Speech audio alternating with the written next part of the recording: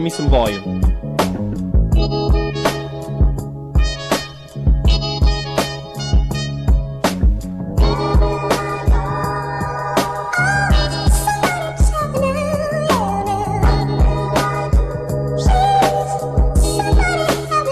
Where will I go? I'm gonna tell you where we're gonna go today.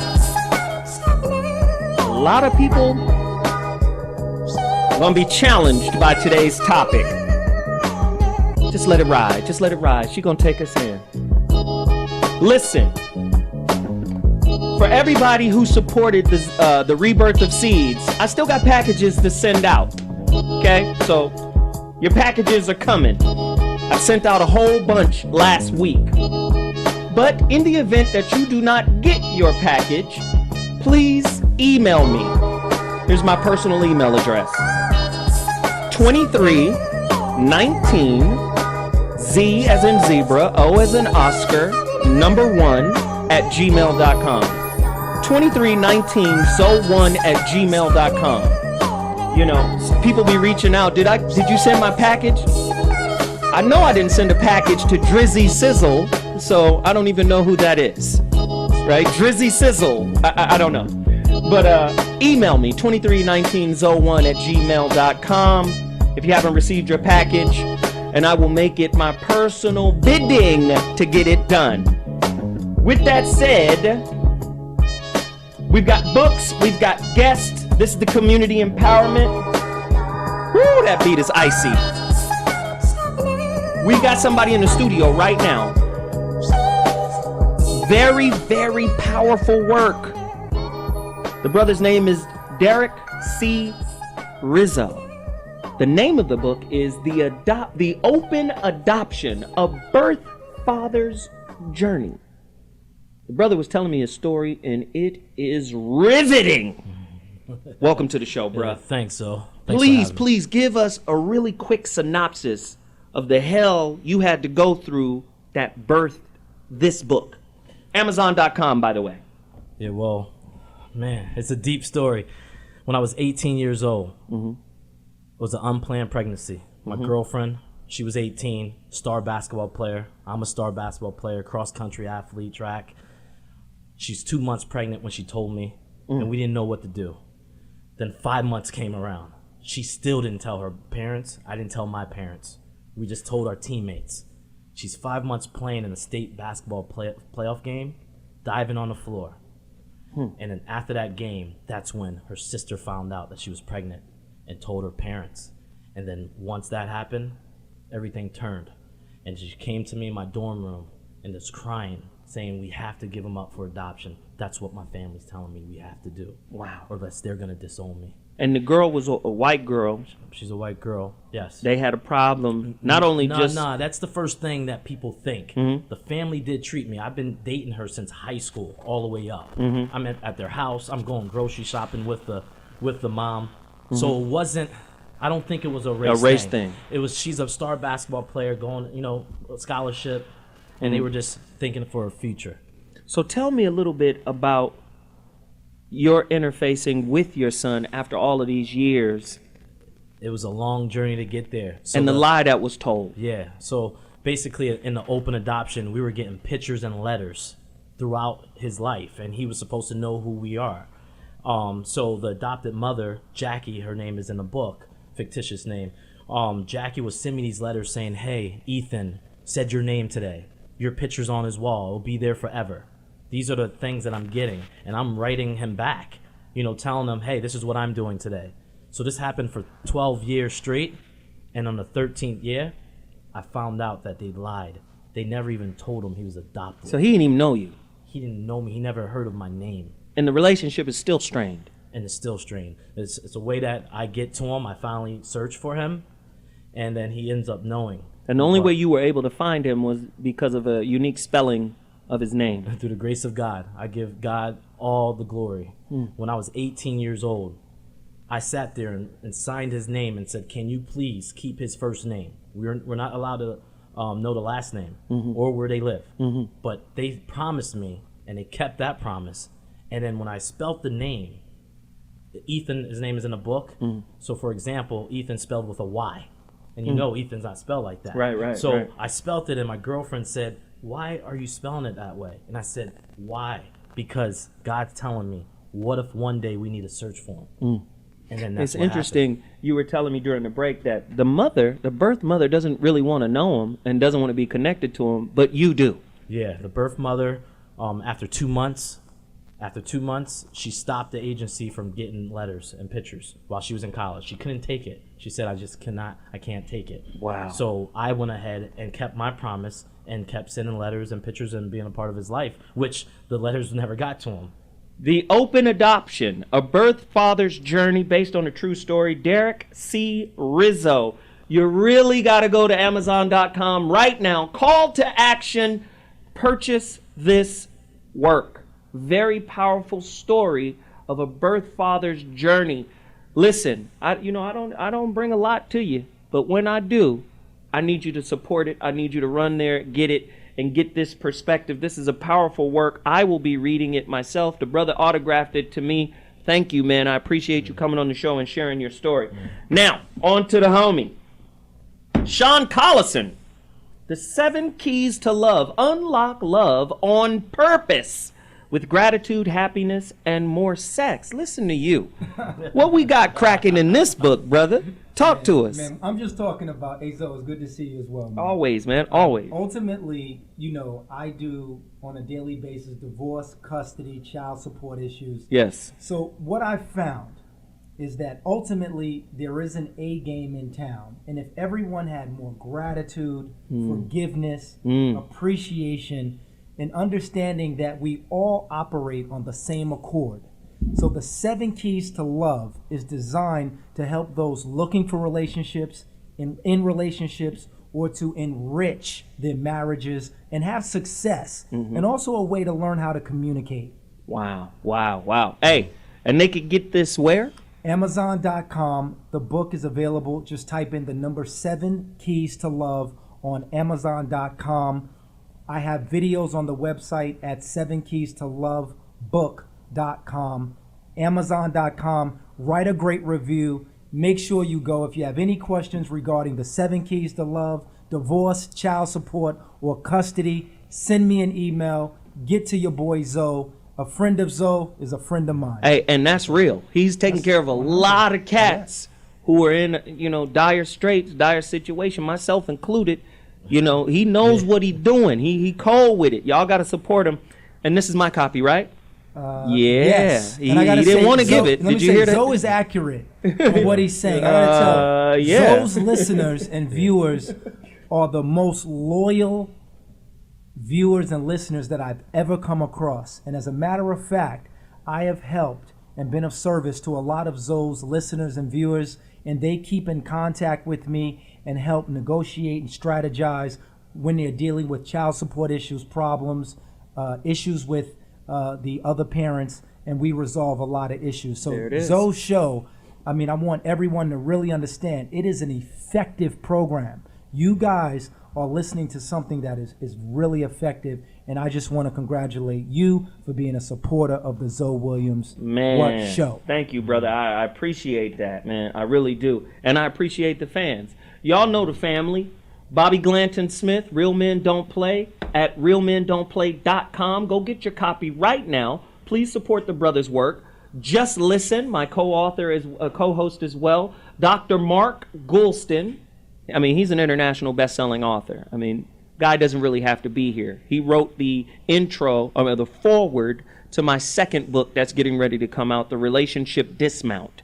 How to Stick the Landing When Leaving a Relationship. Very powerful book on breaking up.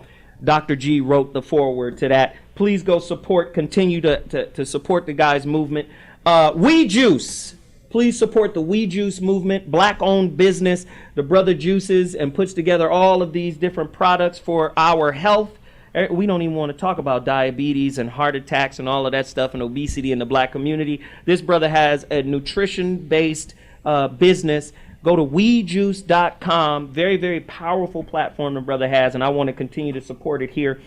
Also, because we're doing a show on God today, I want you to go to cdbaby.com and get the CD lecture that I put together a couple of years back called The God Class Volume 1. You can get a digital download right there at cdbaby.com. Street Scholar, the God Class, Volume 1. This is a lecture that I did. It has music. It has meditative sounds to it. But I am walking a young man through the process of understanding religion and all of that. It's very powerful work. Go there right now, the God Class, Volume 1. Also, blackmastery.com.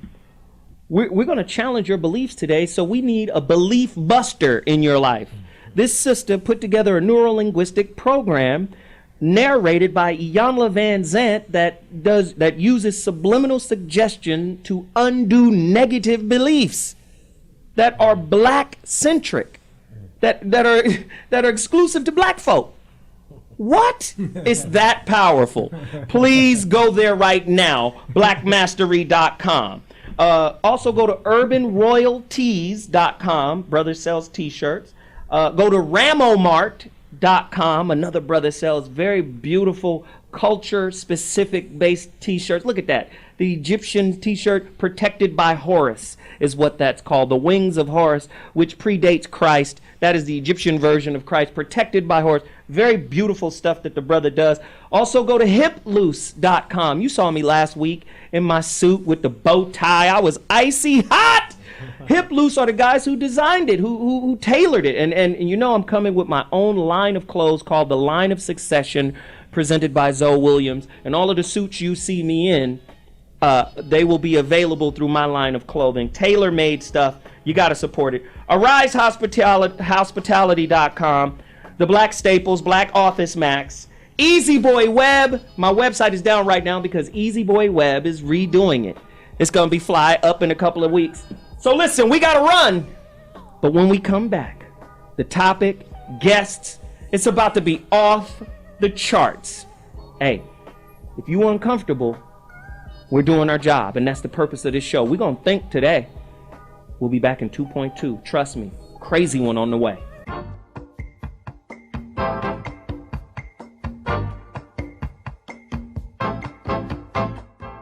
And one of the greatest tragedies in life is getting to the end of your life and looking back and realizing it was mediocre, and it didn't have to be that way.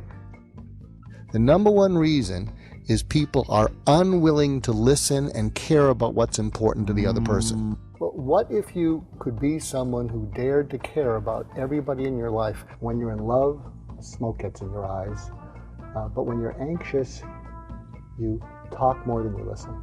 I asked my wife a month ago, I said, I don't know whether to have an affair or buy a motorcycle. And she said, if you have an affair, I'll kill you. If you get the motorcycle, you'll kill yourself. Go with the bike.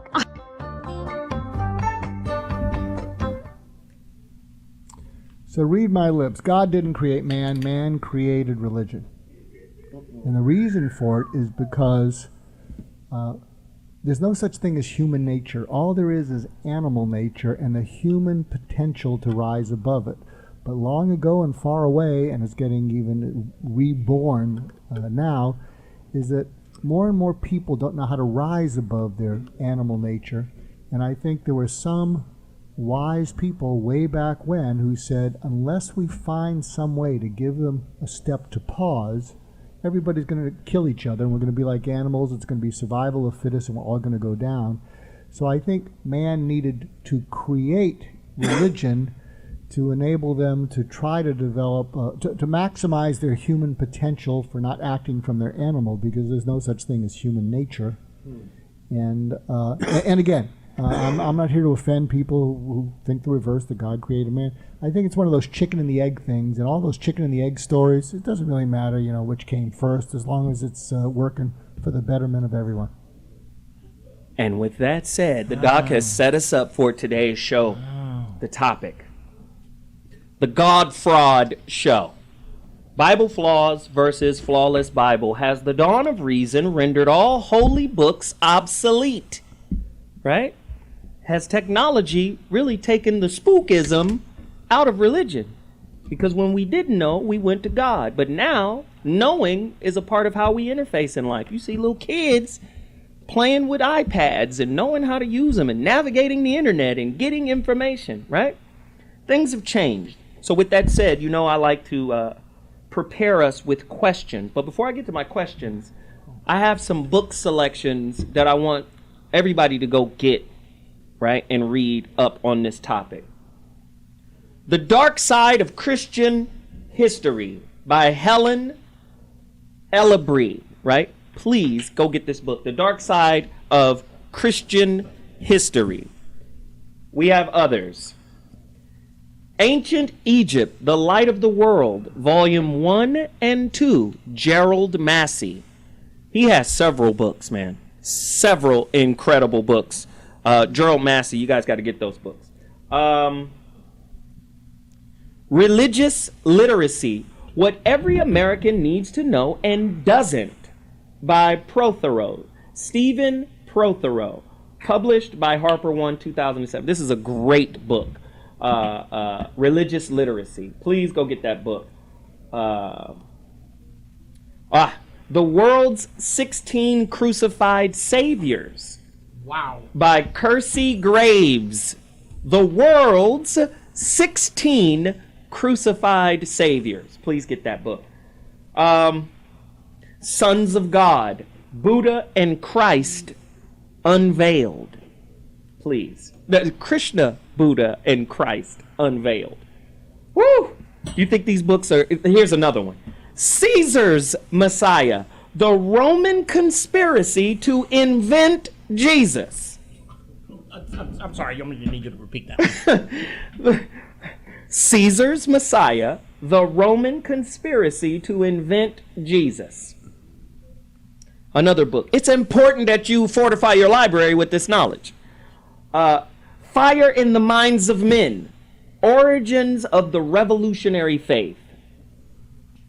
Matrix of Power, Jordan Maxwell. And finally, the book your church doesn't want you to read, Tim C. Leadham. Leadham is spelled like freedom. Leadham. Okay, books out the way. Back to the questions. This is an honest question, right? Is it the preacher's job to keep the congregation in a state of dependency and self-pity? I'm just asking. No disrespect. We don't want to disrespect anybody. We want people to think deeply here today. How can black men and women truly reach their full potential in this life when most of us are still participants in a Ponzi scheme that involves the use of a staunchly rigid hierarchy? Different ones, whether it's social programming like religion, education, and employment. How can we ever, right, reach our full potential when there is an authority and a hierarchy in every aspect of life that tells us what's right for us, right? I'm just asking. How is it even possible? It's all, and if we look at all of those institutions, they're fortified by God. Our relationships are fortified by God. Men have the egoic stance that I'm the leader because God said so. And none of us ever question, right? None of us, listen, if you're a follower of a belief system and you're not a theologian, you're not really a follower, right? The followers know what they're following. I need to know what the shepherd looked like. You can't be a sheep and blind. Oh, God. Jesus, I know it's hard, but we have to ask these questions. Who asked the humbling question of what if I'm wrong more often? The religious person, whether it be Christianity, Judaism, Islam, the scientist, or the atheist? Who asked that question more? What if I'm wrong? We rarely see the self-righteous religious person say, what if I'm wrong? Right? Because in being in alignment with a belief system that tells you you're doing right, right? And others are doing wrong because they don't believe the way you believe, puts you in a judgmental kind of mindset. So when do you ever get to the point and go, I could be wrong? Who asked that humbling question more? I don't know. I could be wrong. I will see you in hell. When was the last time you seen your pastor say that? I could be wrong. I'm just saying. When was the last time you seen your imam, right? Your imam for Islam, right? or your Kohen for Judaism. When's the last time you seen him? I could be wrong. I don't really know what this book is saying. I'm using the best of my ability, discernment, my feeling for it, whatever. Would he lose his flock if he said that? 855-878-4652. 855-878-4652. Again, I'm taking phone calls too. You guys got religious questions, you can call in and ask us. We're going to try to do our best, right? Got you. We got one of our special guests is online right now. The Pope and selling indulgences. You got the Pope on the line? No. Oh. No. Shit. There we go. Welcome back. Welcome back, Geoff. I'm just saying, is it possible to sell forgiveness and pardons? And if our religious beliefs are based on hierarchies, then it would make sense that every other aspect of our lives are based on hierarchies too. I got to go to the pastor because he's the intercessor to God, right? Your corporations are set up in a hierarchy too. The CEO sits at the top. He's the God of the corporation. Yeah? Every aspect of our lives is based on a hierarchy. Who set that up? We got to get into this today. Oh my God. The topics are done. I've already laid it out. You know, has science disproved miracles? Can we go into that? Oh, there's so many areas. Why do black people who spend trillions of dollars, we will spend $1 trillion next year, only 1% of that money is spent on books? How much of that goes to Jesus? Wow. Oh my goodness. Ladies and gentlemen, without further ado, let me introduce the panel who's on with us right now. We got the esteemed and suited and booted Dr. Reverend Bobby Glanton-Smith. Oh, my Lord. That's a demotion from Uncle. Dr. Reverend Uncle Bobby Glanton. Jesus. Praise the Lord. Hallelujah, Geoff. And pass the ammunition. Next to him, we got Dr. Mark Goulston, resident Jew science in the building. We love him. We love his information. That dude right there. That's that dude. He gonna drop bombs on us today. Next to him, Geoff Brown on off of a 2-week hiatus. Hey man, it wasn't a hiatus. He was handling business. I handling business. Business. Handling business at the house. Shout out to. I see we have a new man behind the board. Shout out to Timmy Hendricks back there doing his thing. What's going on, brother? It's a brother. Yeah, Timmy Hendricks, Jimmy's little brother. Jimmy nephew. Or sideshow corn on the cob. Let me tell you something. You see that? I love that hairdo. That's a hairdo that don't say, you know what? Fuck a regular job. I'm selling incense and pit bull puppies out the back of my car. The one with the ring around his eyes, $50 extra. Oh my God. And on the line, on the phone line today, who's going to join our panel? Dr. Reverend Phil Valentine is on the phone. We're going to get some science out today. Yeah. We're going to deal with some science today. Phil, you on with us, brother? We'll get him when we come back. He's on the line, though. We're going to get him when we come back. We're going to take a quick break. When we come back, we're going to take phone calls. We're going to take information. We're going to deal with God today. Holla at you in a minute. In the presence of his grace, and I say it to his face, the preachings of his church are responsible for the death and suffering and misery of millions of his brother and sister Africans. And he should apologize for it. He should show some shame.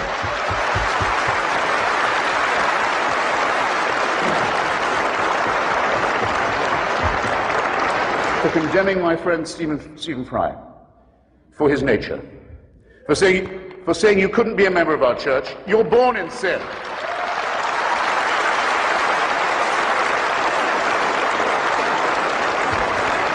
He's not being condemned for what he does, he's being condemned for what he is. You're a child made in the image of God. Oh no, you're not. You're a faggot.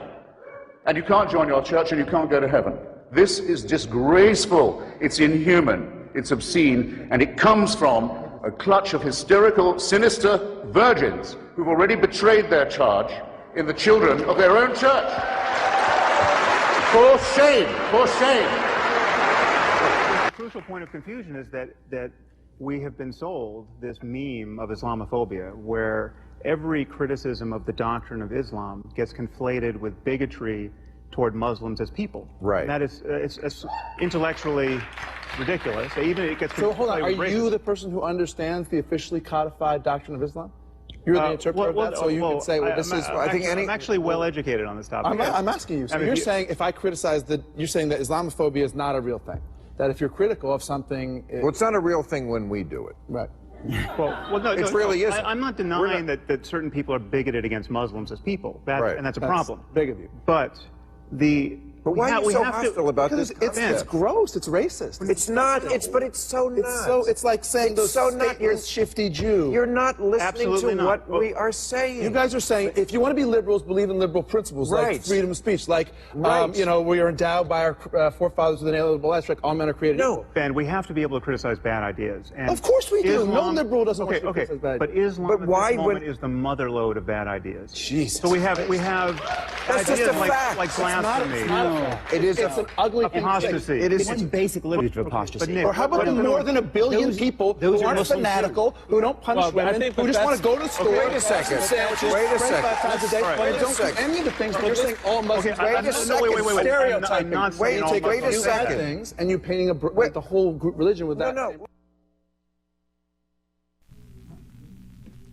Wow. So is the Arab? Love Ben Affleck. I'm just saying, is the Arab the new nigger? No. No. I'm just saying, since 9/11, right? It's Nick- not. Arabs know what niggas feel like now, don't they? Arabs got a custom-made hate suit, but it ain't shit like the one they got made for niggas. A custom-made hate suit. Yeah, but it ain't. No. Listen, our Nobody's- guest is on the line. Let's all get into this topic, man. We got some heavy stuff to cover. Dr. Phil Valentine, welcome to the show, brother. I appreciate it. Thank you, brother. Man, we got to cover this issue on religion. How is it toxic to the African American community? It appears to me that across society, whenever something is wrong with the society, we tend to get a unique version of that sickness. And religion has played such a heavy part on our relationships, on how we interact with each other. Not to say it doesn't for other folk, but our version of it is always unique, right? Speak to us about some of the problems that religion has had on our community, and then the rest of us will chime in after you lay it out for us. Well, there are a number of things that you could say right offhand that directly affects our communities in the pocketbook. The church siphons off billions in revenue that could go towards infrastructural building rather than into Cadillacs and Rolls Royces and jet airplanes.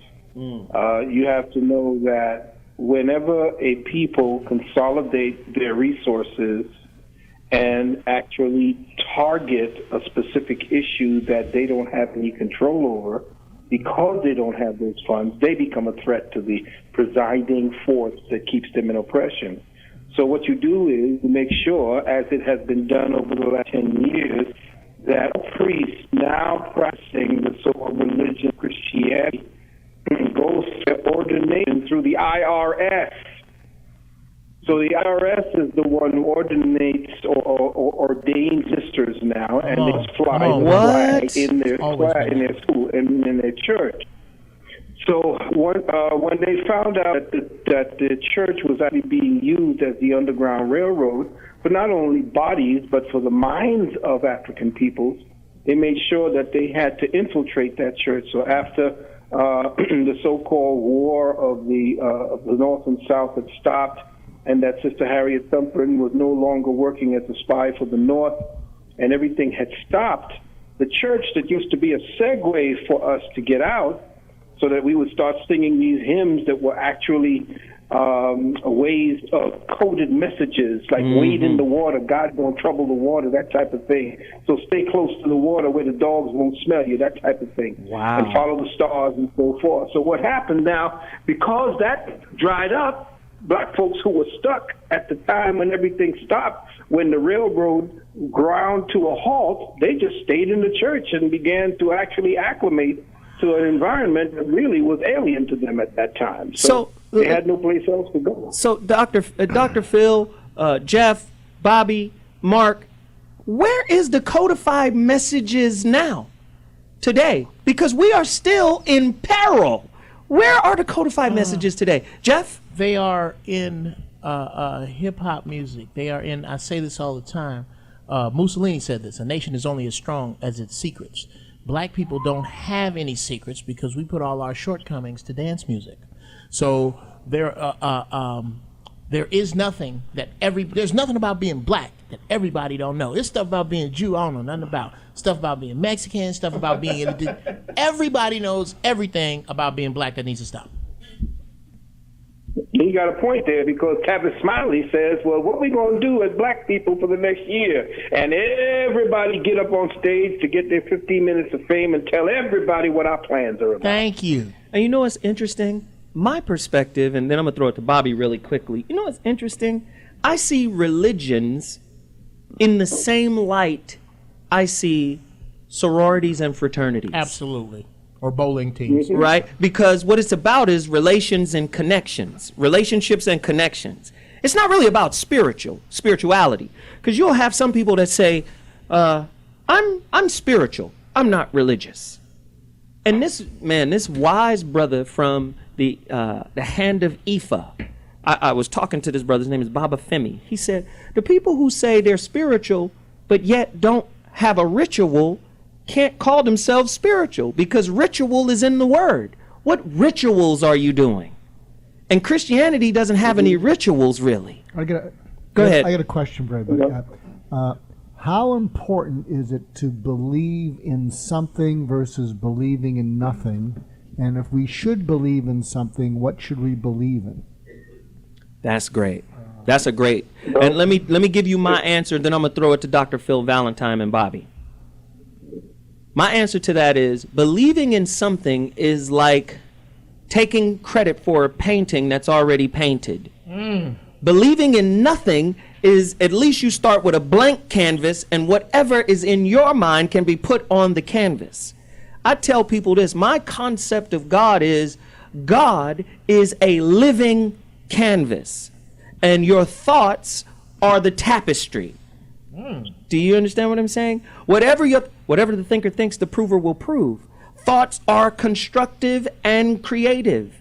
And if you haven't challenged the thoughts that are already pre-programmed in your being, then guess what that leaves you? That leaves you a societal robot who is reacting or reenacting something that was already put in you without challenging it. What's interesting about this, I wrote my book on listening, and one of my favorite quotes comes from a British psychoanalyst, and he said the purest form of listening is to listen without memory or desire. And what he meant by that is when you listen with memory, you're listening with a past personal agenda that you're trying to plug the world into, and when you listen with desire, you're listening with a future personal agenda, but you're not listening to what the world is and its essence that it's trying to communicate to you. Bobby G? The longer I live, the more I believe in spirits and spirit. And I say that in this construct of growing up in a small town in Tennessee and being immersed in the gospel, so to speak, growing up in church and all of that, and being taught to fear God. Went along with the program most of my adolescence, and as I began to question organized religion based upon the practitioners of organized religion, I evolved more into a spiritual being who believed in a spirit, because I can't get away from the fact that there's just too many complications to the human experience that I can't explain, but exist. But for the grace of something go I, because I've been in so many situations where I lived and other people perished that I cared deeply for. And I've seen situations turn overnight from good to bad, bad to good, and there's a force out there that governs, I think, indiscriminately. In other words, I don't think God is punitive. Ah, yes. You see, I really don't believe that. How could you be God and punish innocent people? You see some people that they work hard, they go through all these changes, and they never seem to get a break. And to me, that's the forces of the universe in play. Right. As opposed to the construct of religion, quote unquote. And we're about to take a quick break, but before we do, let me give a correction. Christianity does have rituals.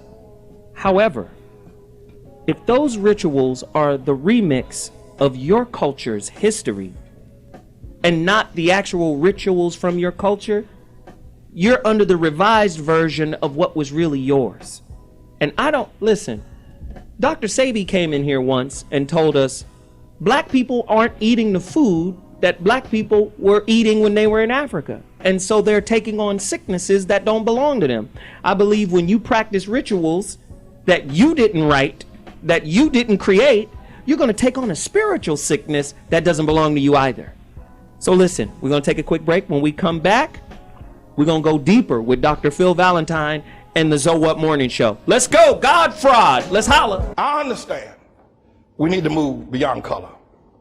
I'm not about that, but y'all raised it. If you start it, I'll end it for you. Don't start nothing, it won't be nothing. But we got a problem. Black people got a problem. Now we can move to color blindness and always look at the man by the content of his character, never the color of his skin. I'm down for that. You get my vote. Yay and amen. I'm for that. But before we get there, we need to hear some truth. Black people and white folk. Black people got a problem. And it's a God problem. When black people see the world, I don't care. You can train them. You can train a black man to be a physician. You can train him to be an astrophysicist. You can train him to be a lawyer, but you can't train him to understand the world. He doesn't know. I'm telling you. There's not 2 cents worth of difference between a mass murderer. There's not 2 cents of difference between a petty thief that's locked away in prison than a black doctor when it comes to understanding the world. Listen, you listen to me.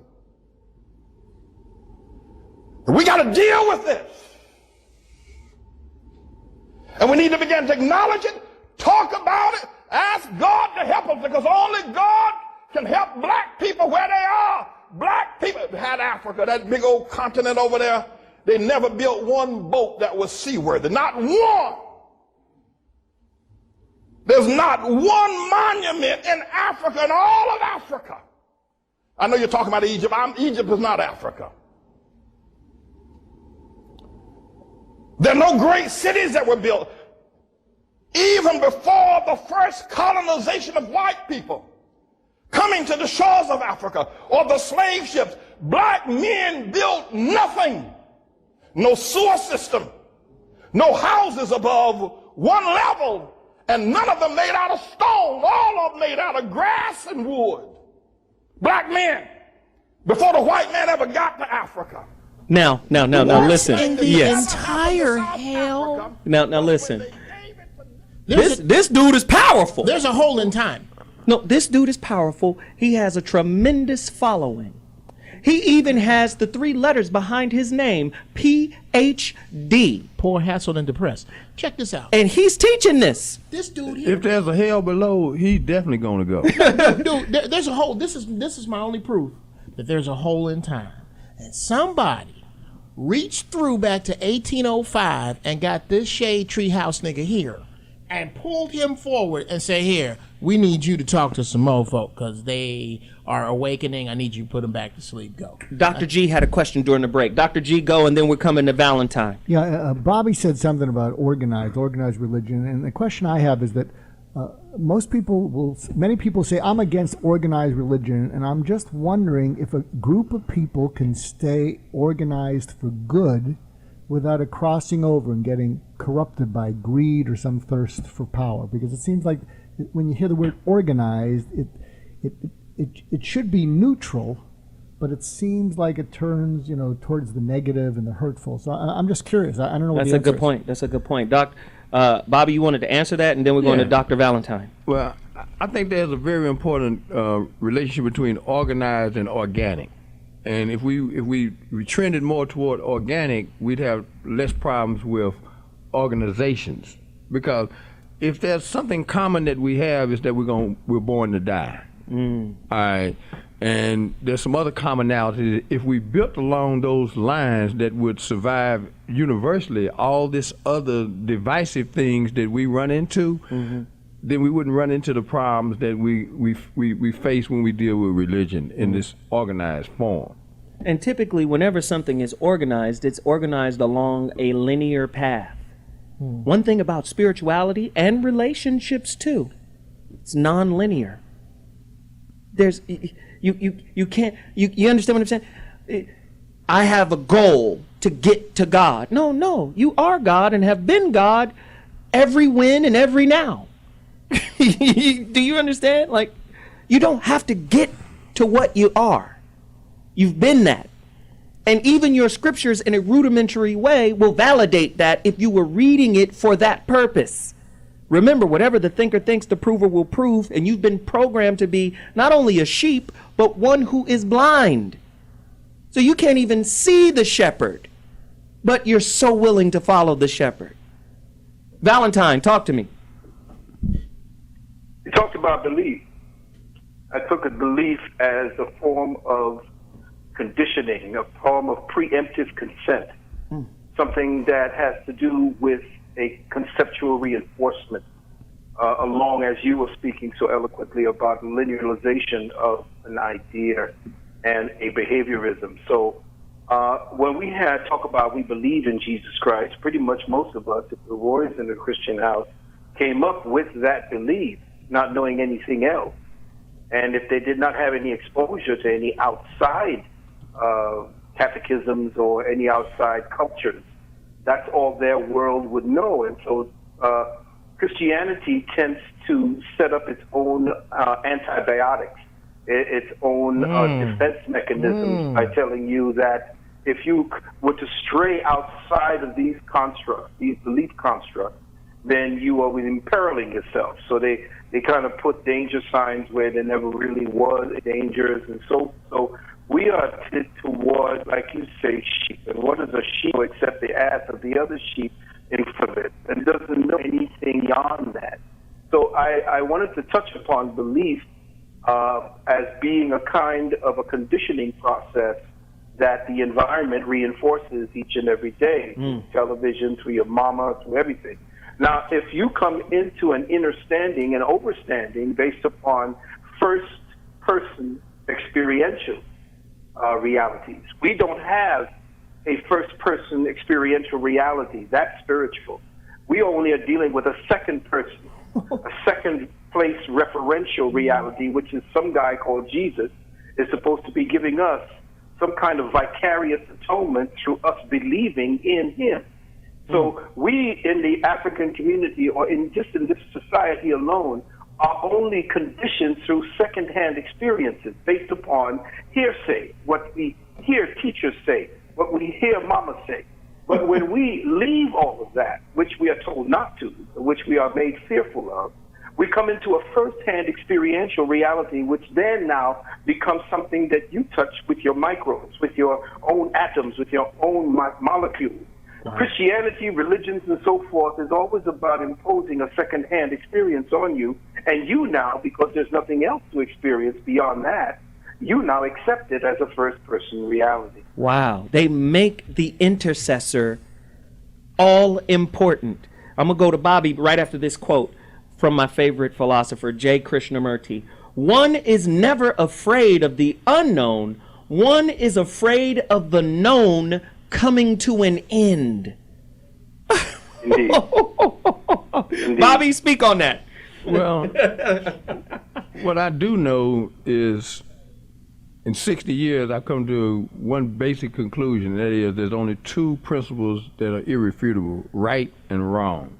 And innately, I think I can always say that at some point beyond the age of enlightenment, I knew when I was doing right and I knew when I was doing wrong. Now, however I shaped that and molded that or qualified it or disqualified it, somewhere inside of this body, this mind, this spirit, this soul, I knew when I was doing right and I knew when I was doing wrong. And I can remember when I first questioned formal religion, it started with Jesus and the story, the biblical story of Jesus, and the inconsistencies with what Jesus did, allegedly, and what the practitioners were doing. Right. Jesus had a craft. Jesus had compassion, and he didn't pick a day of the week to practice his craft or his passion. But you know where the confusion comes, Bobby? You just hit on something very powerful. And it speaks to the point you made before. Jesus was compassion. Jesus was forgiveness. Love. But his daddy was punitive. And if God is punitive, how then can the parishioners that follow a punitive God not be? This is why unforgiveness is, and this is how I wrote this in the book, unforgiveness is like a time machine that only goes one way, to the past. It keeps you holding on to it, right? Most of us don't even follow Jesus in the way of compassion, in the way of unforgiveness, or in the way of forgiveness. Most of us don't even do that. Hippity hop, mob stop. Did anybody hear a time machine that only goes backwards? Can you imagine every day you wake up this last week? Oh my God. That's okay. That's brilliant. Thank you. Please do not talk to me while I'm high. I can't deal with it. I mean, I'm not high right now, but when I'm high, I can't deal with that. Every day I wake up, it's the day before yesterday. Oh my God, But that's most people. This is why they can't see. We live in a culture that's quick to get over something, but not get through it. No, I'm over it. I'm over it. No, you're not. That wound has a security team that's better than Obama's. Wow. Apparently, that wound is protected. Yeah, right? But a lot of people function that way because when you get deeply wounded, you just want to survive while you're getting wounded, and then when you get past it, sometimes you think, I don't know how I made that through. If it ever happens again, I won't make it through. It'll destroy me. So a lot of times it's kind of like I wrote a book on PTSD, post-traumatic stress disorder, and I want to redefine it more accurately as re-traumatization avoidance, because a lot of people, when they've been deeply traumatized, all their symptoms afterwards are an effort to avoid being re-traumatized because they think the second blow will kill them for sure. Wow. Dr. Phil Valentine, do you think that religion contributes to our post-slavery traumatic disorder? It tends to forgive the transgressor and does not allow for closure. In other words, when we start speaking about closure, and we talk about the reintroduction or the revisitation of our trauma, Christianity is constantly telling us about somebody who got their asses whipped and nailed to a cross, and that he was continuing to forgive. And listen, just because you got whipped and nailed and castrated, you can end up forgiving. So then, if you now accept this religion that says that Jesus has absolved you of all sins, just go ahead and dip your face into this water, and I absolve you of all sins. Everything that's going to be happening from now on is within the blood of Jesus. You've been washed in the blood of Jesus. Everything has been forgiven. That's why black folks ain't got one goddamn cent of reparations yet. Everybody else got it, and everybody's telling us, get over it. But now everybody who didn't get over it, the Japanese, the Jews, everybody got reparations for what it is that were done as an injustice, so that there was closure. But for African peoples, there is no closure because no one is actually coming to the point where we are addressing those past transgressions so that we don't have to have this conversation constantly every time. Wow. Black folks are having this conversation because we have no closure. Wow. And we don't seek closure now because we've been washed in the blood, not of our ancestors anymore, but of Jesus Christ. Wow. Wow. Listen, we got to take a quick break. Before I go to break, Krishnamurti, another quote. Apply this to your religious view, how you see religion. Religion causes us to be very judgmental, very black and white, right or wrong, good and bad, left and right, God and the devil, good and evil. The ability to observe without evaluating is the highest form of intelligence. Seeing things for what they are, not for what we think them to be. Oh, this might be good for me. How many times have you found out that something you thought was good for you was actually toxic? Just because it felt good didn't actually mean it was good for you. And converse, just because it felt badly doesn't necessarily mean it was bad for you. Again, you can't just break life down into some linear black and white movement. Everybody likes to do that, but guess what? That tends to attract the conflict you're seeking to avoid. When we come back, the God Fraud Show continues. Hot heat! We'll be back!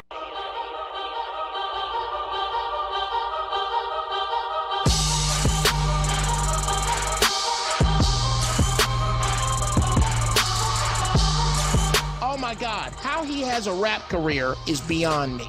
I don't get it.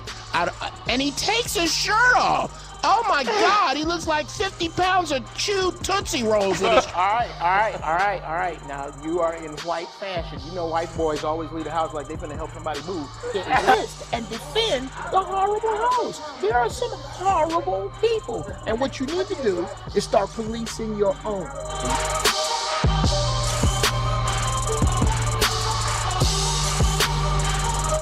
I want to start this out with shout out to Tim Alexander, his family in the passing of his father. Love out to y'all, comfort out to y'all, rest in peace to his father.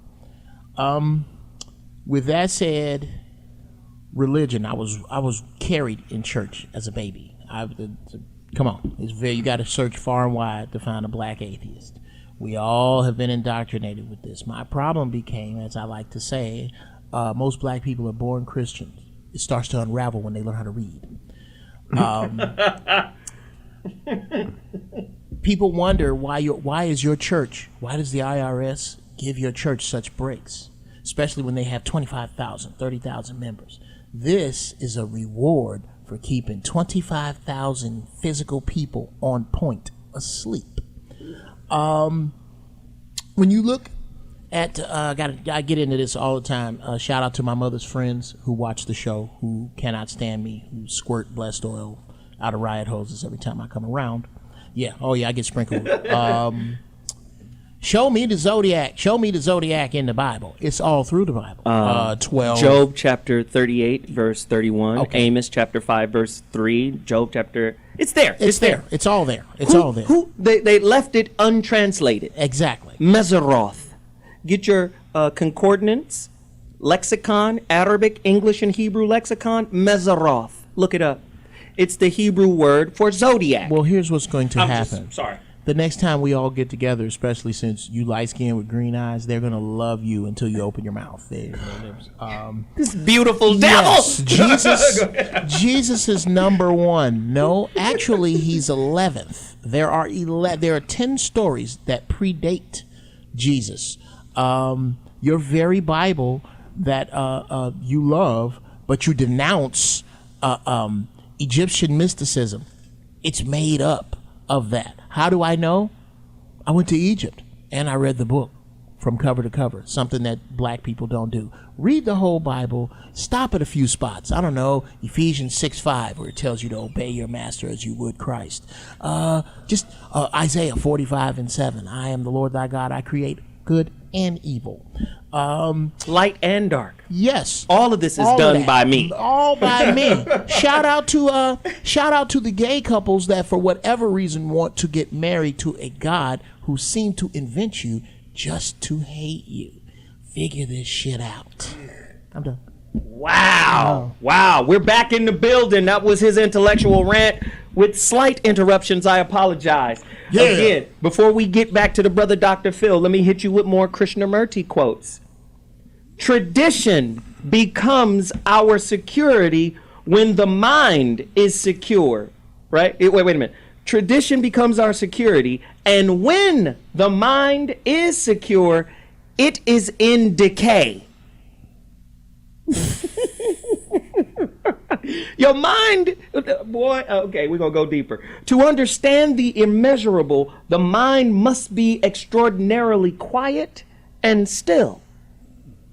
You can only be afraid of what you think you know. I'm trying to tell y'all, religion is not, or God is not something you can practice. Most people say, I'm a practicing Christian, I'm a practicing Muslim. You can't practice being God. You got to be in alignment with Yoda. Coming from Zoda, do. Alignment you must be. Do or do not.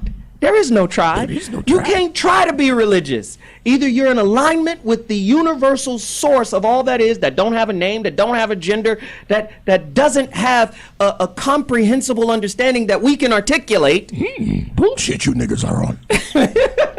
Dr. Phil, speak to us about the vastness and the inability to articulate God and what it really means. Yes, I had the privilege in my young age to sit at the feet of Krishnamurti, Jiddu Krishnamurti, twice. And it was an awe-inspiring experience. Of course, there was nobody black around me at the time, just me and a whole lot of white young people at that time, and older people. But there are three parts to what we as humans can conceptualize, visualize, as well as internalize. And that is the known, the unknown, and then that variable called the unknowable. We, in the known, or what we believe to be the known, strive and scratch away at the unknown, and in our quest to bring the unknown into the known, we are, in visceral manners, experiencing that which is unknowable. But we are the unknowable. We are the unknowable in its quest to know itself, because being unknowable to any and everything, it is also unknowable to itself. And it is through the known and the unknown that it participates with itself.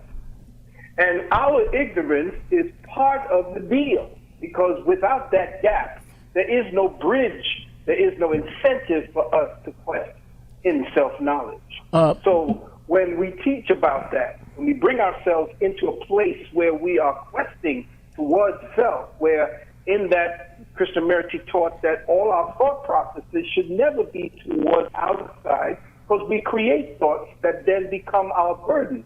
That every thought that we think, that we believe something is happening because it's happening to us, or it's against us, or whatever, look at that thought from the thinker's perspective and not what the thinker thinks the other person is thinking and actually attacking them with. So what Krishnamurti is saying is that your thoughts, if you are allowing them to go out of yourself and to take root in something that is an illusion, then you will be trapped in that illusion. But if you, through the observer, curve that thought back to yourself, you will see that it is actually you that is modeling your own world. Dr. Phil, I gotta ask, man, when are you coming? I dare you to come to Los Angeles and not let us know. I know you don't have time. I know you don't have time to do a free commercial for you. Y'all got to go and YouTube Dr. Phil Valentine, Lucifer. I know you don't have time to break it down. Yeah, we got time to go into the devil. Can he go? Oh my God! The devil is the. I don't know, man. The devil is the greatest scapegoat. The devil is the greatest scapegoat for personal responsibility. Oh my God! You got to hit his dude. He's the perfect victimhood excuse in all situations. Corey Holcomb just walked in the building. Corey, we talking about God, the God Fraud Show.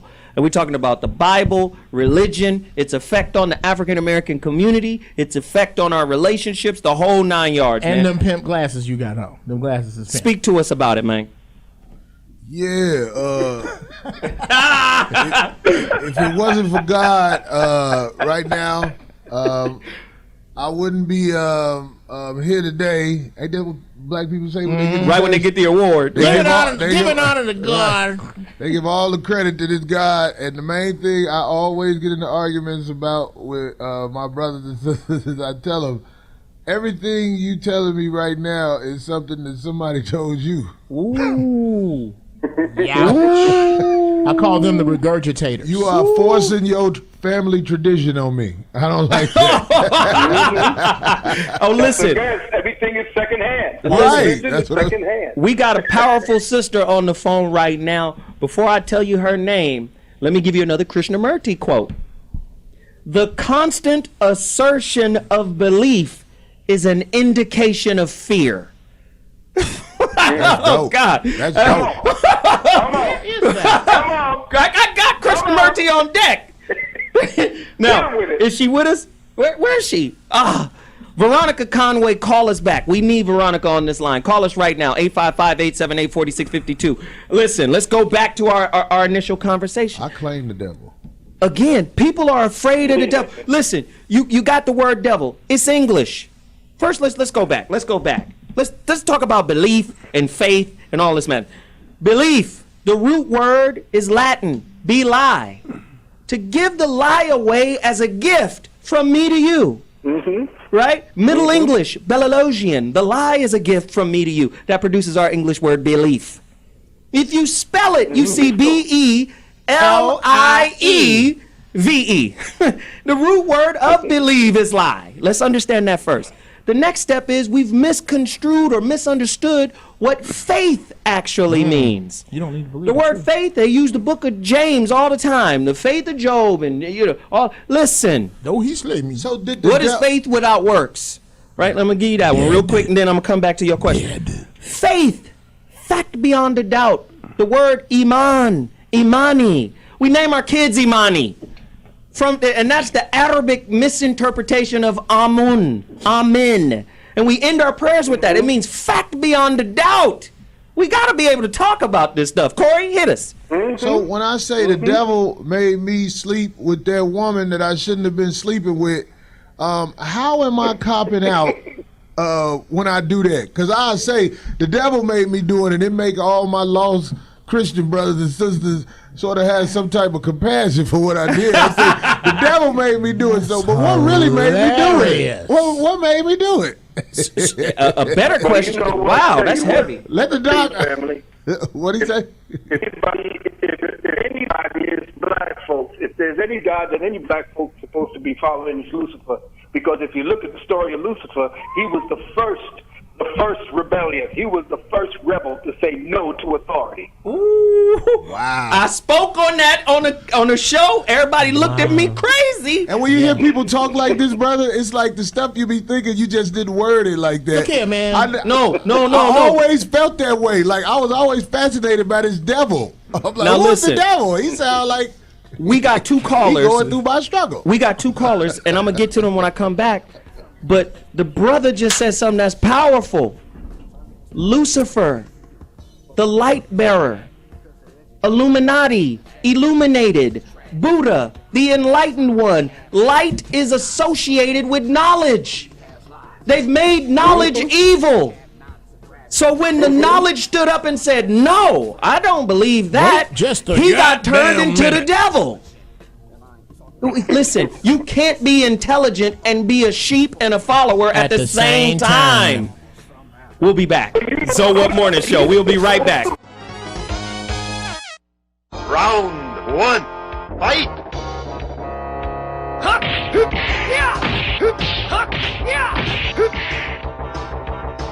Hadouken! Shoryuken! Hadouken!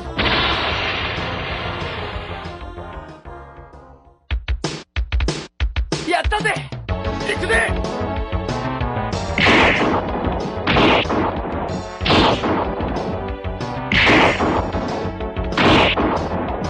Perfect! You win! We know that the one constant in the universe is change. But why are blacks, in particular, seemingly stuck in a state of non-progress and rhetorical suspension, refusing to accept that our mythological beliefs are simply products of what was introduced to us by our enslavers? Blind faith and logic don't mix, and literal interpretations of the Bible, coupled with excess emotionalism in church, has encumbered our collective abilities to think logically and practically.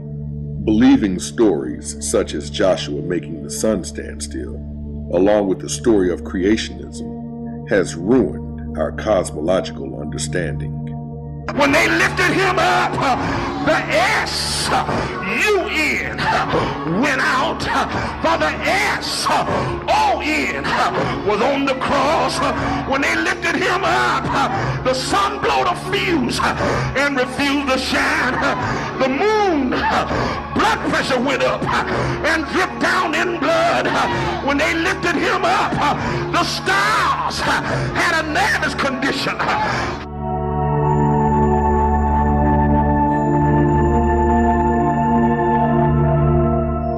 Experience where you say you're saved, then there's the fire baptism when you get the Holy Ghost, and that's the tongues thing, and they love to work people over. You've got to like shoot in on this. When you see people gathering around people and start laying hands on and praying with someone, you've got to like come in with the camera too. It's very important because they'll be laying hands on someone and the poor person will be saying, you know, thank you Jesus. Now this is a person that's already saved, but they're getting the baptism. And someone will be standing there going, you know, and the poor person will be standing there and they're not saying anything. Then after a while, about 4 or 5 more will gather around and they'll start doing the same thing. You know, come on, speak it out, until all of a sudden the person will, you know, get so overwhelmed by the thing that they start going, you know, and the next thing, oh, that's it, you've got it, like they feel good, we got another one, you know. Then they'll go on to the next person. That's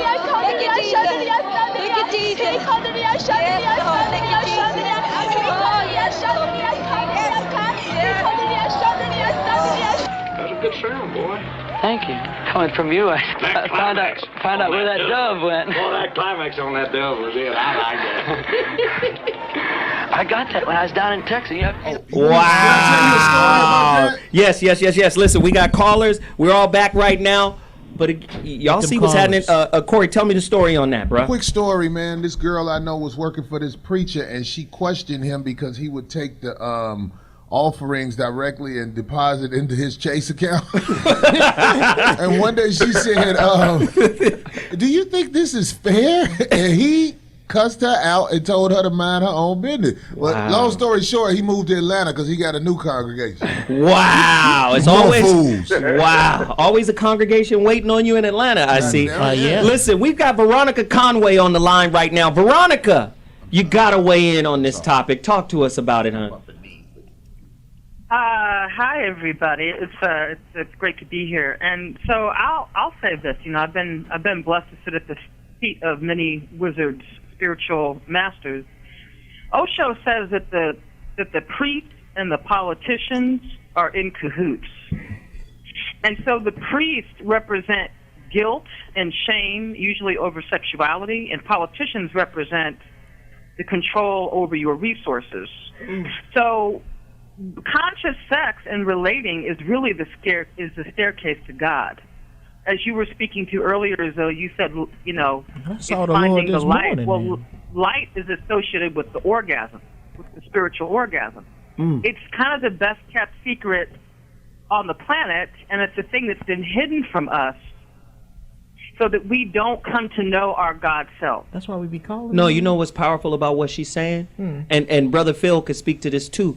The kundalini, the sperm in your nut sacks goes up your spinal cord and gets charged with energy, spirit energy from the consciousness. It goes back down. That's the spark of life.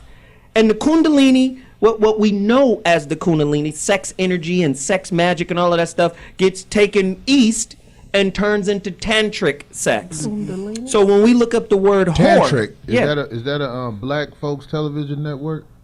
No, that's centric. Oh, my bad.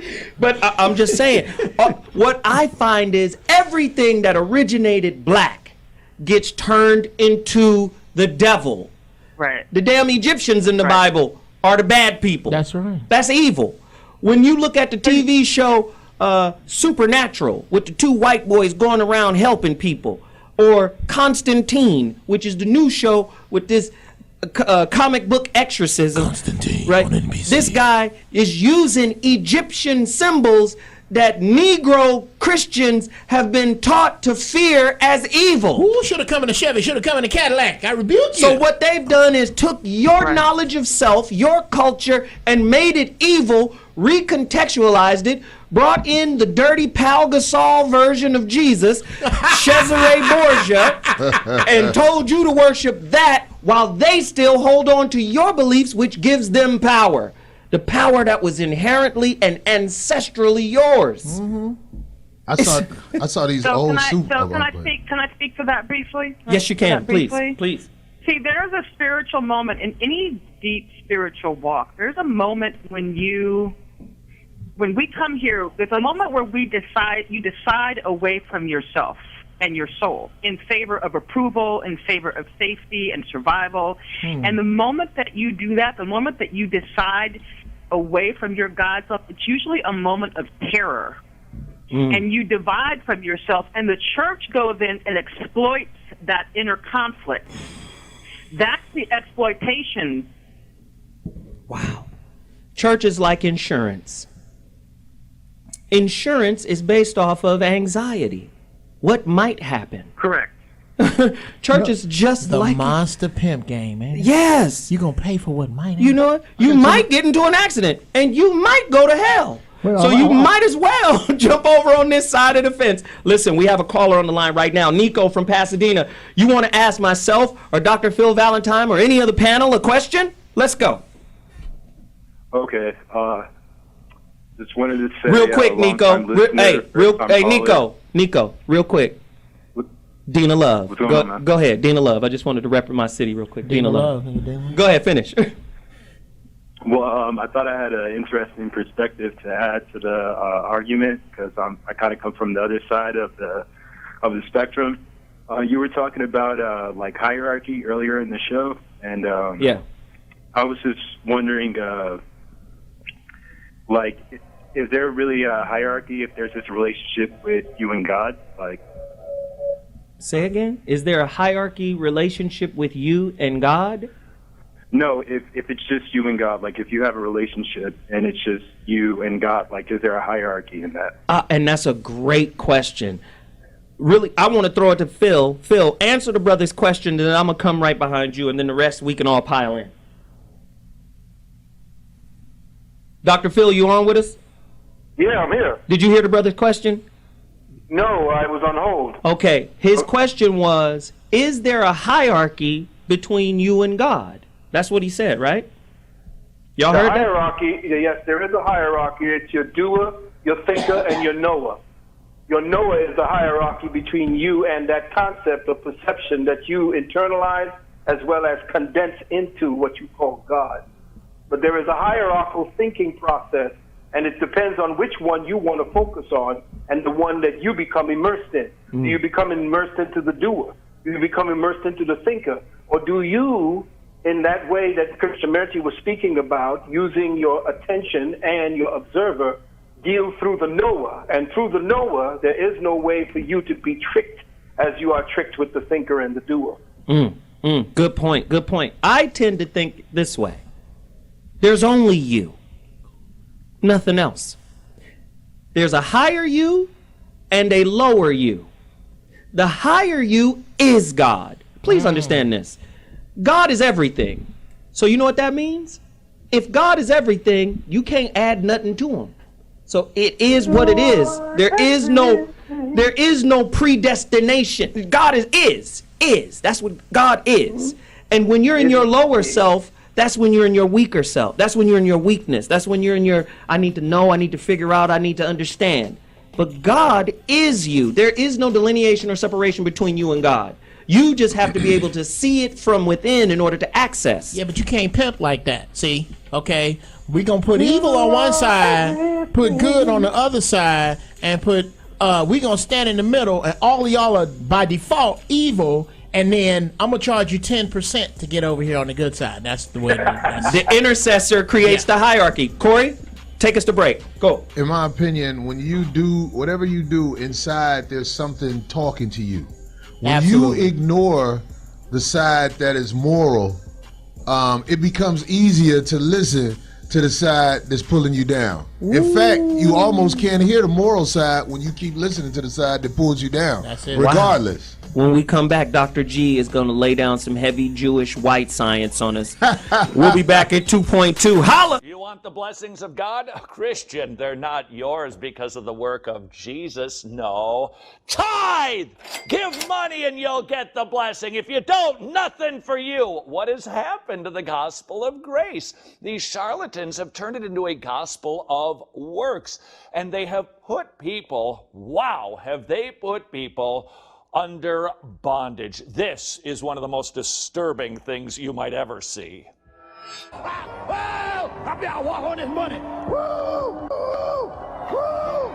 Hallelujah! Woo! Get some anointing. You put some up here. Woo! Man. Woo! Put some money. Put some anointing on this money. You put something up here. You put. Woo!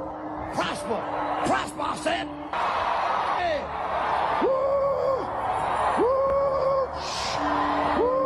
Glory to God. Hallelujah.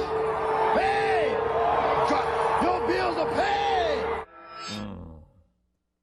You want your bills paid? throw money at their feet so they can dance in it. What do you know? It's a prosperity gospel with a string attached. That string is works, and that means it's no gospel at all. Well, this is my rap about pimping preachers who don't teach scriptures and are really false teachers, money-loving thieves who fleece the flock. That might be painted a lot. But for tithing, they quote Valentine. That was made for TV. Dude, no, that's what's up, dude. Say, man, this is a real situation. No, wait a minute. That was made for TV. Nobody actually. Your people threw are hurting money. so bad. They threw money on the stage. They need answers, and they will accept and they that walked as across one. the money and then put it into the bucket. Is that what they Absolutely. did? And let me just say, I want a church called Fool Fellowship. Full fellowship. Reverend Corey preaching out of the book of Corinthians. Corinthians. So again, let me just say, there are some churches out there that do good works. Where? And let me just say, because I mean there are. Where? In terms of, like, there was a church my mother went to.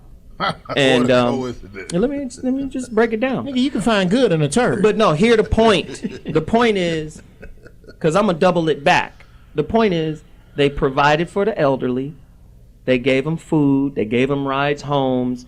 If they needed their bills paid, they can come and say, "Hey, you know, I'm struggling with my cable or my lights, my money back, whatever." Right?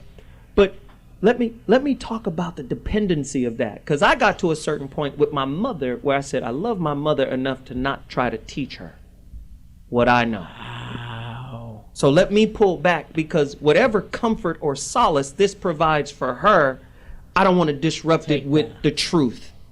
Sometimes the truth is the worst opponent you'll ever fight, because it knows all your flaws and it's going to counter all the bullshit you throw at it.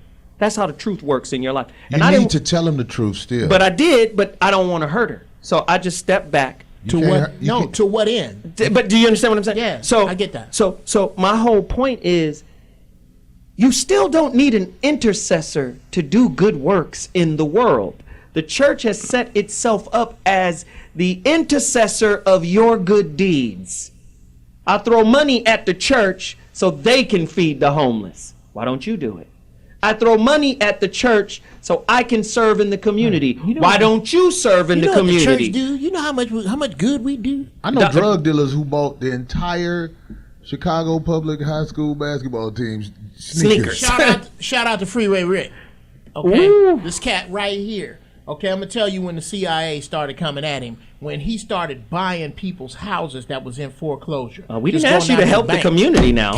We want to tear it down, not build it up. Gotta Dr. get Mark? you locked up. Right. Dr. Mark? That's what happened. I know. How much do you think of a lot of the sermons try to drive home to the congregation, you don't belong anywhere, and this is your pay to belong place. So if you give us money, you get to be able to belong. And how much of that? How much do you think a lot of people in life just don't feel they belong Anywhere but there. Yeah, but if you come here and you give us money, you will belong. Corey? Well, I'm just saying, like I've said, like what the doc said right there, I've said that in my way. Church is for the suckers who looking for some homies. Because that's all it is. I'm not just talking about the dudes, I'm talking about the women. My opinion of the black church, and people may get mad, it is a place where you hang out and you talk shit after the hustler get through hustling. Damn. That's really all the black And you know church what? is. I've always said that church in the penal system is the life raft for being locked down. So you got to choose a side. Either you're going to be a blood, a Crip, a Muslim, a Christian. You got to choose a side when you're in jail. Oh, yeah. But what people fail to realize is just because you're on the outside doesn't mean you're not still in prison. So you still got to choose a side. That's the only way you can be perceived as normal. Bobby? You know, after watching and listening to this conversation today, my question is, how can people justify the discrepancy between Jesus and the story, the biblical interpretation of his life, and how the flock has been misled by the present day representatives of Jesus? For example, he was a carpenter, allegedly, and he didn't have a storefront. right? He went out every day, and administered to the sick, the needy, the shut in, etc., etc., etc. How do preachers then get to live the lives that they live and call themselves in concert? Is that rhetorical? Well, let me just say this really quickly. I got to answer for because that. we have a caller on the line. I got to get everybody in, but let me just say this. That was a good question. Let me just say, you can't be misled by the truth. You can only be misled by a lie. And no one in our community is strong enough to stand up and say, what lie have I been following? No one has the testicular fortitude to say, Jesus is a lie in my community. And has been ever since the good ship Jesus brought here. some of us here. Corey? I know I can lead a group of people just like Bishop Eddie Long, T.D. Jakes. I know I could do it. I can get people to do all kind of crazy shit and give me money, but I believe that there is a higher power that will really bring some type of wrath down on you for taking advantage of the sheep. Taking advantage of the sheep, that's some evil shit, which is what our government does for a living. And the Hindus will call that karma. Karma means action. You do a good action, you get some good shit. I protect the You sheep. do a bad action, you get some fucked up shit. I just believe that. We got a caller on the line, Mr. Grammary from Tennessee. You're on the line. You got a question for Dr. Phil Valentine? I'm letting Phil answer this one. Phil, you ready? Okay. So it's not well, I guess I can pose it as a question. So how would you guys answer this? Because I pose this to my Christian friends, and they find it very alarming. But I tell them that when it comes, I'm Lucifer when it comes to the truth. And when it comes to lies, I'm Satan. But never will I ever live as the devil. What do you guys think I'm saying when I say that? Okay, so really, and is that blasphemous? So really quickly, I don't see it as I don't see it as blasphemous, but to answer it really quickly, I just see that as a play on words. Yeah. See, because I know what each word means. Exactly, and it's to get them to actually research and study the words they use, because most of them don't even know that Lucifer means light bearer. They don't know that Satan adversary, and it's not anybody's actual name. You right. know? And they don't know that devil comes from the Greek word diabolos, which right. means false accuser or slanderer. Right. So, I don't know, it's just a little thing that I like to do with some of my Christian friends to get them to kind of think and just, not accept everything on Facebook. Don't you be blaspheming in him. No, that's good Christianity is a bullshit, fake-ass religion. Corey Holcomb said it. Damn! Christ alive. Dr. Phil Valentine, man, we need you to come in here and chime in, man. Oh, Phil is gone? Oh! He hung up. Okay, we're gonna get him right back. We're gonna get him right back. Call him. Make sure we get him right back. Again, I thought that was a great statement that the brother broke down. The devil. And let me just say this. Anything that is intelligent questions. The root of religion, the word religion, look it up. Don't believe a goddamn thing we talking about. The word itself from its etymological root means to bind. I need to control you. So if I control your thoughts, social programming, social engineering, I was going to save this thought for the final thought, but I'm going to say it right now. When you're playing chess, remember the bishop is in the king's court. He serves the king. He serves at the pleasure of the king. And what better way to keep people locked into a social structure than to start at a religious base? Well, these are the social game rules by which they interface with. Go ahead, Bobby. We've been top heavy on Christianity, which I want to pose this question. Is it just Christianity that we are having a problem with, or is it religion per se? Well, in America, dealing with African Americans, it's Christianity. Absolutely. But on a global perspective, it's all religions to a certain degree. You go to India, they have problem with fake godmen. What do you think the need is that religion satisfies across all religions? And Great what question. would be a better way to fulfill that need so they could let go of that? So what do you think is the need that religion serves in people? The fear that you are absolutely in control. The fear that it's like it's like being in your own life and waking up in the cockpit of a 747 and you don't know shit about flying. I'm sorry, it's not intelligent to choose a religion without knowing at least two of them. If you haven't studied this versus that, how can you claim something that you just heard about? That's what I tell all my friends who are Christians. Right. What do you know about any other religion? It just makes them mad at me. Of course. They just get frustrated. But how the fuck could you claim Christianity if you don't know Islam? Hit a Christian with facts and logic, and they will hit you right back with warm and fuzzy. Listen, if That's how they get down. if they give you false education, why would they give you true religion? Whoa.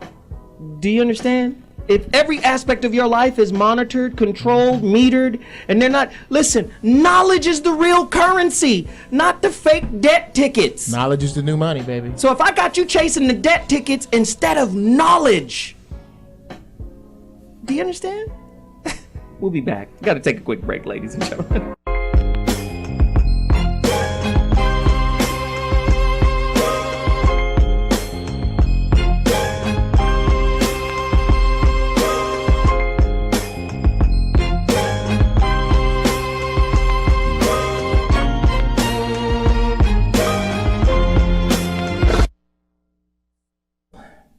We're back in the building. Zoe's final thought. It's important that we cover this.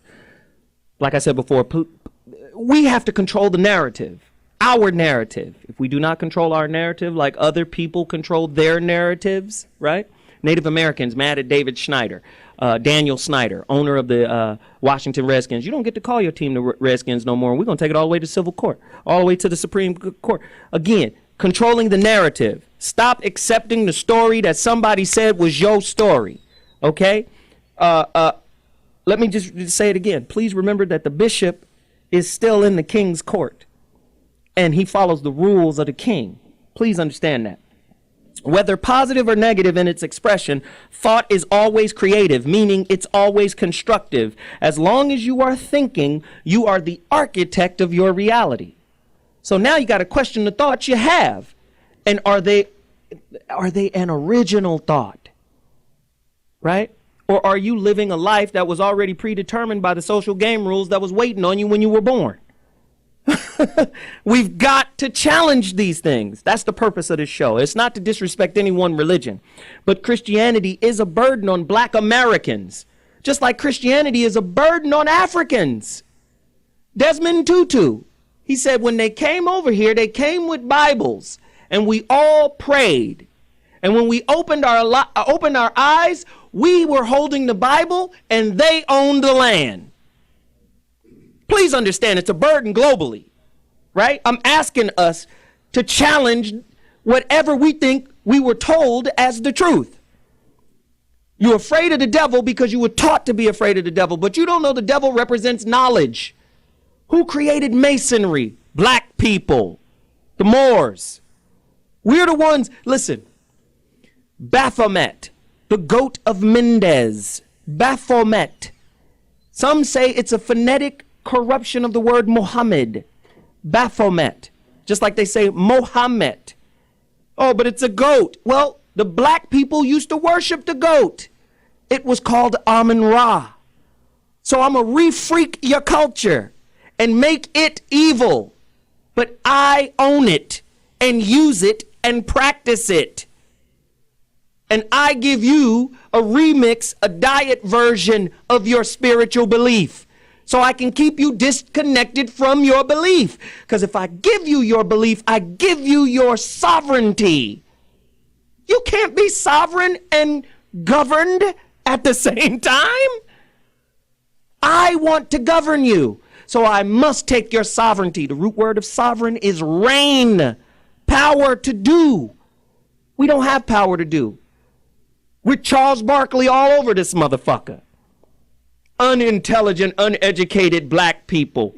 Don't you know the best thing or the worst thing that can happen to a good, strong black man is a great European education?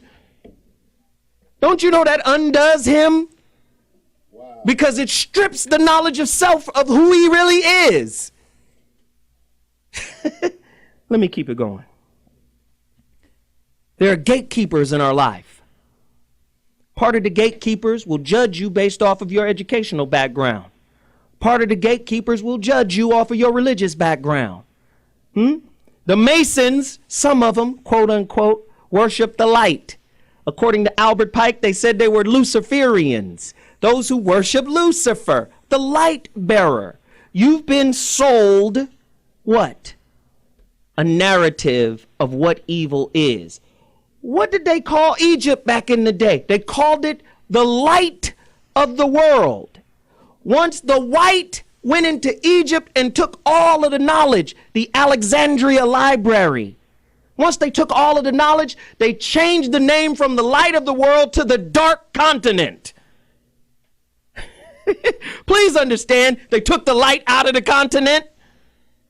And when they took the light out of the continent, Socrates, Plato, Aristotle, all of these fools had to wait 20 years before they could get into the mystery schools. Some of them even 40 years before they can get into the mystery schools. We created masonry. Why? Because we created the greatest Masonic feat in the world, the pyramids. Now the pyramid is a symbol of the Illuminati and evil? Yo culture. If we don't get control of our narrative, we're going to have greasy finger, chicken eating, diabetes having preachers up there telling Reverend Rib Shack telling us that Egypt is not a part of Africa. And this fool got a PhD behind his name. Stop worshiping the God that enslaved you. How about it? Give it a chance. See what can come out of it. I know, I'm sorry. Forgive me. I just want to say, man, that's my final thought, and I love you all, but we got to do better. We got to study. We got to show ourselves approved. We can't accept anything that everybody says. We got to challenge everything. We got to challenge the pastor. If your pastor don't speak the language of the Bible, and I'm not talking about King James, if he doesn't speak Amharic, if he doesn't speak Aramaic, if he doesn't speak Ashuric, if he doesn't speak Arabic, Greek, Latin, if he don't know the word, he don't know the word. He don't know. He just know how to behave in a reverend-like way. Ah, Jesus. That's money. That equals bread. We got to do different. We got to do different. We got to be fearless. With that said, that's my final thought. I'm sorry. I'm just turned up right now. Let me do this real quick. Everybody around the table, I want everybody to tell everybody where they at. Starting with Phil. Dr. Phil Valentine, can you please tell people how to connect with you and get your books and get your information and resources? Talk to us. Will do. And by the way, if he does not know how to speak Medunetia and he does not know the Pertem Heru, which is where all the Bible and all that good stuff Word of God. Then, yeah, you need to leave him alone. Yeah. Medunetter. Please tell him what that is. Medunetter, please. The Medunetter. Neter, that's where the word nature came from. It is the divine word, the word of God, they called it. It is the word, the speaking, the language, the so-called hieroglyphs that you see on the walls of ancient Kemet. It is the language that we're speaking, and we at our university are revising that language. We are bringing it back to life. It's no longer a dead language. It's a living language here at the University of Communication Sciences, and we teach it to adults and to children as well. Wow. And if they're interested in dealing with our university, we teach metaphysical psychology, classical naturopathy, and the Medunetia. We also have, for the children's section, which is the Institute for Self-Mastery, we do tutoring for children and homeschooling as well. Beautiful. So if you're interested in not only that, our vaccination exemption packages, if you're interested in dealing with nutritional consultations, as well as metaphysical consultations, just call us at 800-847-1291. Again, 800-847-1291, or go to UKSNOW.org. That's U as in United, K as in King, S as in Science, NOW.org. Thank you so much, brother. We appreciate you. And we'll be calling you for another round of this. We got to do it again. I appreciate you and everything you do for us, man. Thanks again. Give thanks, good brother. Take care, everybody. Take care, family. All right, now. Bobby G, where can they get this book, Real Men Don't Play? What men have done, men can do. My book reflects the works of some incredible men that you need to know about, as well as your children should know about. You can get it at Barnes & Noble, Amazon.com, or my website, realmendon'tplay.com. Corey, where we at today, man? This weekend, I'll be at the Fort Lauderdale Improv. Twitter is at thecoreyholcomb.com. And everybody who comes out, you will hear about all kinds of information to help you protect your money against whores. Wow. Wow. And tomorrow, where are we? We're at the 5150 show. We got it cracking. Yes, sir. 8 o'clock Pacific time. It's going to be turned up yet again. Dr. G! Just Listen is the top book on listening in the world, and it's available at Kindle for $3.99 for 3 more days. Get it right now. Kindle, Amazon, $3.99. Kindle, Just Listen. Yes. And, of course, Geoff Brown. Get Geoff Brown Wrong Ass Shit on iTunes. That is my comedy album. This Saturday, I will be filming the Doritos Doritos commercial competition commercial that will win. Good job. And again, follow me on Instagram at Mr. Zowhat, on Twitter at Zoe Williams, and again, go to CD Baby right now and get my lecture on God to further your understanding of this conversation. CD Baby, Street Scholar, The God Class Volume 1 is the title. The God Class Volume 1. Go to CD Baby right now and get it. I appreciate everybody, and we'll be back next week with another flamethrower. Zoe Williams, I appreciate everybody that came in. We're going to keep it cracking. Holla next week!